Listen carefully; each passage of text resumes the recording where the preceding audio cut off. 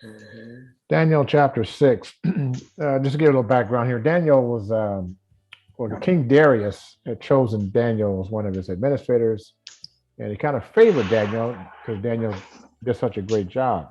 Well, of course, the other administrators didn't appreciate that, and so they were trying to find a way to make him not look so good in King Darius's eyes. So let's start, and they would one of the things they were going to attack his religion. Darius was a believer. So let's go start at Daniel 6, starting at verse 6.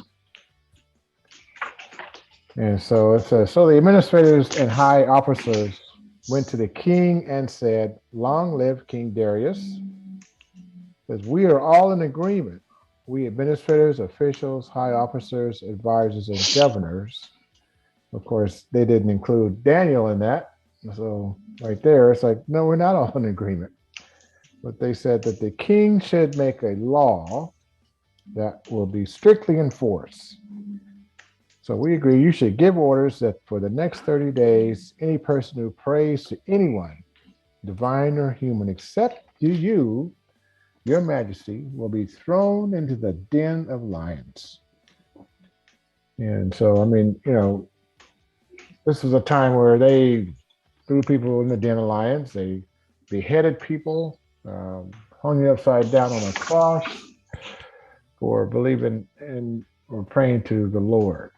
And so verse 8 says, and now your majesty issue and sign this law so it cannot be changed, an official law of the Medes and Persians that cannot be revoked. So King Darius signed the law. So when Daniel heard about this, verse 10, he learned that the law had been signed. He went home, knelt down as usual in his upstairs room with his windows open towards Jerusalem and prayed 3 times a day. So that's just, as chosen people, that should be our response to adversity. Hmm. Not, to fight against anyone or go downtown and burn up downtown or, you Right. know, do all these things. Our response as chosen by God, and that should be how you can tell if you're chosen by God, that our response should be to pray. As the song says, this is how we fight our battles on our knees. I mean, Daniel's, like I said, Daniel's doing this, and he didn't do it at night, everybody's asleep. Did it in the daylight, opened his window so everybody can hear that I'm praying to the Lord. Risking, I mean, we don't have that type anywhere near any persecution in this country, but people are getting killed, you know, Hmm. all this stuff. So his response, it's like, I'm not bowing down to that. You know, um, I respect my king, but I am going to pray. My response is to pray uh, to the Lord. And of course, we all know the story. God shut the mouths of lions. Hmm. You know, I heard someone say they made a petting zoo in the lion's den. But I just thought that was like, wow, you know, that here's, it shows in, I mean, what is Second Chronicles, so if my people who call by my name would pray. People always like, oh, pray, help me, Lord. No, the ones who are called by my name and pray and seek my face. And so um, that should be our response to everything, not to go and waving flags and kneeling down and, you know, burning up stuff. Yeah. Verse 10 just stood out to me right now. I don't even remember ever reading this. But when Daniel learned that the law had been signed, he went home and knelt down as usual And he prayed, right? And like you said, like here he gets some bad news about his country. You know what? A new law that's going against you. And what does he do? He goes and he prays. He prays to God. The God that can change anything. The God that can do anything. He talks about his majesty. Lauren talks about his majesty. You know, he went to go pray to that God, the God that's mindful of us. Like you said, he didn't revolt. He didn't riot. He didn't protest. He didn't fight back. He didn't go hire an attorney and rebel. He went to go do what he always did, prayed. That's a faithful guy there. And so just made me think of us. Like, what do we do when we find out bad news? We should go pray. The first thing we should go do. And he didn't partner with the king and do what they, this is the law, It's like, I'm going to pray about this.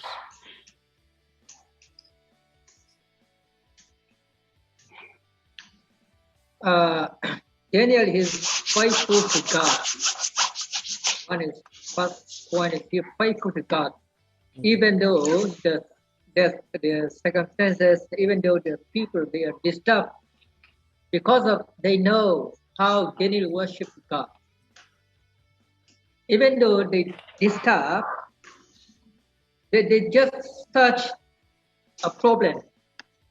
But Daniel faithful to God. And what he did, he prayed in verse 10. Daniel knew that the writing was signed. He went home and in his upper room with his window open toward Jerusalem. He knelt down on his knees 3 times that day and prayed and gave time before his God, as was his custom since early days. Even though discussion comes, he always prays to God. He is faithful to God, and God taking care of him. And lastly, we see, because of faithful to God in verse 28. So, this Daniel prospered in the region of Darius and in the region of Cyprus the Persian. God exalted him, the king exalted him, and God exalted him. Because of faithful to God. Yeah, this is actually a direct violation of what the law was saying, that you cannot pray to anyone. I mean, just like, didn't say you had to bow down to him or anything. He said, no, you can't pray. Nobody else but Darius. So you're like you're going to get a fine or a ticket. You're going to be killed.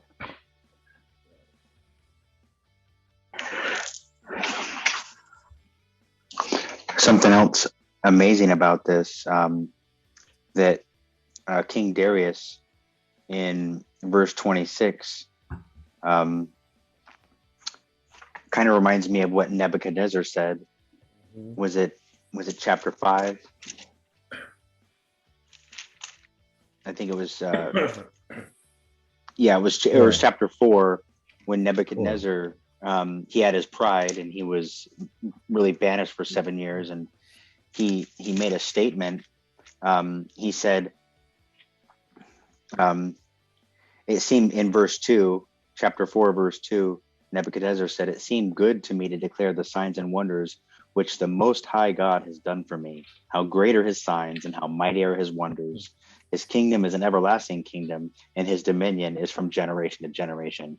And I think I made the comment a couple of weeks ago that he sounds like King David, not King Nebuchadnezzar, so the question, I kind of posed the question, is that the words of somebody who has salvation?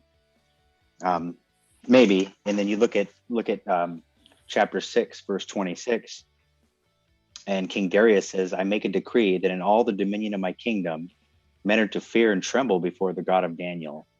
And then listen to this: "For he is a living God and enduring forever, and his kingdom is one which will not be destroyed, and his dominion will be forever. He delivers and rescues and performs signs and wonders in heaven and on earth, who has also delivered Daniel from the power of the lions. That's just an amazing statement. So it really makes you wonder about both of those kings, you know, to be able to say something like that. Something might have happened. Mhm. Looks like he became a believer. Mhm. Yeah.